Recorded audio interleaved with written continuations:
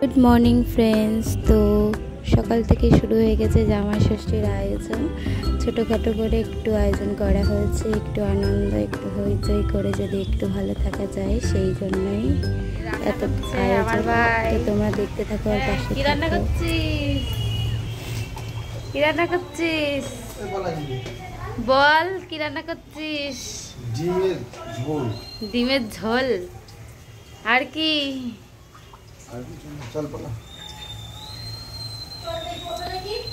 আমার ভাই রান্না করছে, তো ভালোই রান্নাটা করে। দেখি আজকে স্পেশাল ভাবে করছে, জামাই ষষ্ঠী বলে কথা। জামাই বাবুদের জন্য রান্না করছে ও।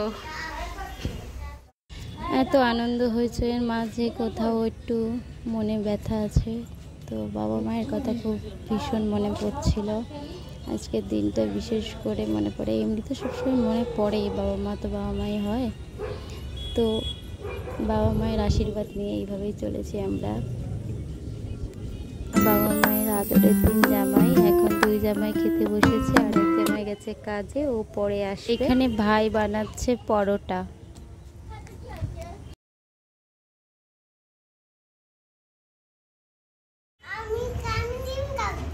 ডিম খাচ্ছ? আর কি খাচ্ছ? রুটি না, বলো পরোটা। পরোটা খাচ্ছ? তুমি জামাই ষষ্ঠী খেয়েছো? কেমন লাগলো? বাবা, তাই ভালো হয়েছে? কে রান্না করেছে জানো? এটা কে রান্না করেছে? মামু রান্না করেছে।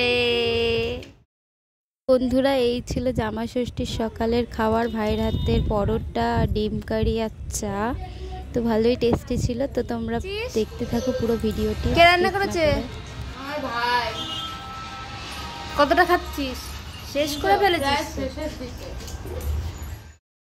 এখন দুপুর 12টা বাজে, দুপুরের রান্নার প্রস্তুতি চলছে। তো দুপুরের ছোট জামাইয়ের পাত্তা পাওয়া গেছে, ফ্রাইড রাইস, তো সিম্পল খাবার দাবার আর কি। তোমরা কি জামাই ষষ্ঠী করেছো নাকি? তো জামাইদের খাওয়ালে না, তোমরাই খেয়ে নিচ্ছ।